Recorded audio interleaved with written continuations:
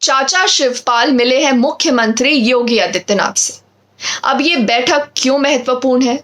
इस बैठक के क्या मायने हैं? शिवपाल यादव और उनका अपना राजनीतिक भविष्य क्या होगा? क्या इस बैठक का कोई भी असर अखिलेश यादव या समाजवादी पार्टी पर पड़ सकता है? भाजपा पर इसका क्या असर होगा? भाजपा क्या सोचती है शिवपाल यादव को लेकर?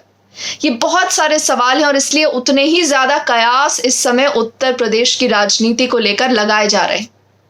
उत्तर प्रदेश में क्या होने वाला है? क्या एक बड़ा ट्विस्ट लेकर आएंगे शिवपाल यादव? देखिए, बैठक लगभग 30 मिनट तक चली, लेकिन इस बैठक के बाद शिवपाल यादव का एक बयान आता है।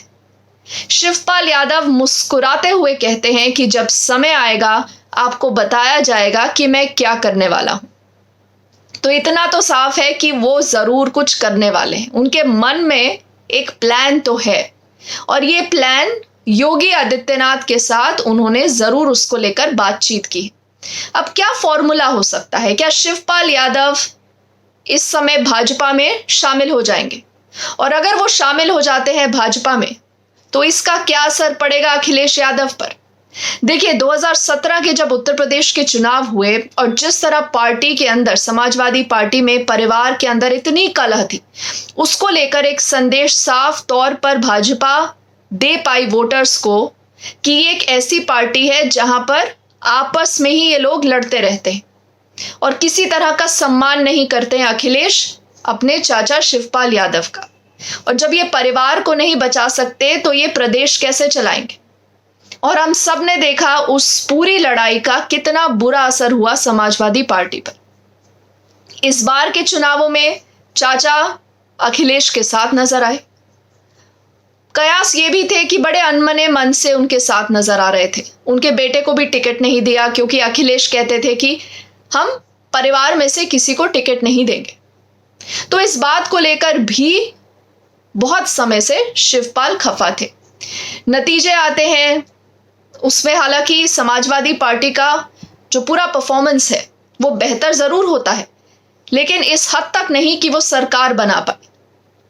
तो अब शिवपाल यादव के सामने सवाल है कि आगे क्या, उनका अपना राजनीतिक भविष्य क्या, उनके बेटे का भविष्य क्या?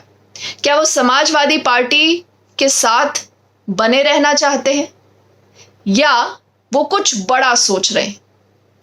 अब देखिए, किस तरह के फॉर्मूलाज या किस तरह के कॉम्बिनेशंस पॉसिबल हैं, क्या क्या हो सकता है, फटाफट इस पर हम नजर डालते हैं।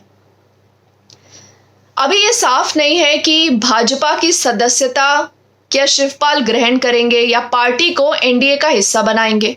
सूत्र ये बताते हैं कि ज्यादा संभावना इस बात की है कि शिवपाल खुद बीजेपी में शामिल हो सकते हैं। भाजपा उन्हें राज्यसभा सदस्य बनाने का प्रस्ताव दे रही है और जसवंत नगर की खाली होने वाली सीट पर शिवपाल के बेटे आदित्य यादव को चुनाव लड़ाया जाएगा।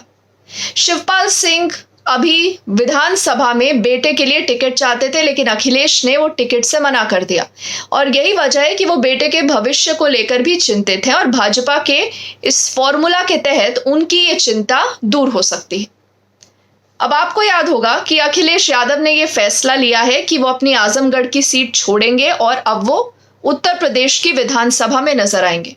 इसका मतलब यह हुआ कि आजमगढ़ की सीट खाली होगी और उस सीट पर अब चुनाव होंगे। तो क्या ऐसा भी पॉसिबल है, ऐसा संभव है कि भाजपा शिवपाल यादव को उस सीट से उतारती है, वो सीट जो सपा का गढ़ मानी जाती है, क्योंकि एक संदेश साफ तौर पर सपा को दिया जाएगा कि हमने आपके गढ़ में सेंध लगा दी। भाजपा हर हाल में लोकसभा उपचुनाव में जीत दर्ज करना चाहेगी, जिससे 2024 से पहले एक और सकारात्मक संदेश दे सके। अब शिवपाल यादव का मुख्यमंत्री योगी आदित्यनाथ से अचानक मिलना अपने आप में प्रदेश की राजनीति में कई बड़े उलटफेर के संकेत दे रहा है। सवाल यह है कि शिवपाल यादव का अगला कदम क्या होगा? क्या वे बहू अपर्णा की तर्ज पर भाजपा की शरण में तो नहीं जाएंगे? वैसे पिछले लोकसभा चुनाव से पहले भी उनके भाजपा में जाने की पूरी बिसात बीत चुकी थी, लेकिन बाद में शिवपाल खुद ही ऐन वक्त पर पीछे हट गए। वजह साफ है, बड़े भाई मुलायम सिंह यादव के हाथ में से सपा की बागडोर जाने के बाद शिवपाल का राजनीतिक घर ही पराया हो गया।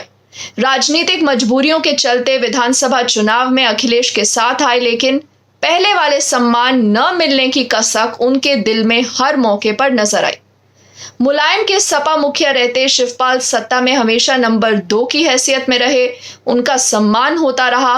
मगर सपा की कमान अखिलेश के हाथ में आने के बाद उनको ये लगता है कि उनको ये सम्मान नहीं मिला है, और यही वजह है कि हमने देखा है कि अखिलेश और शिवपाल के बीच में दूरियां लगातार बढ़ती रही। हालांकि कैमरों के लिए कई बार दोनों ने यह दिखाने की कोशिश की वो साथ साथ हैं, लेकिन आगे क्या होगा, शिवपाल यादव का अगला कदम क्या होगा, ये देखना बहुत महत्वपूर्ण होगा।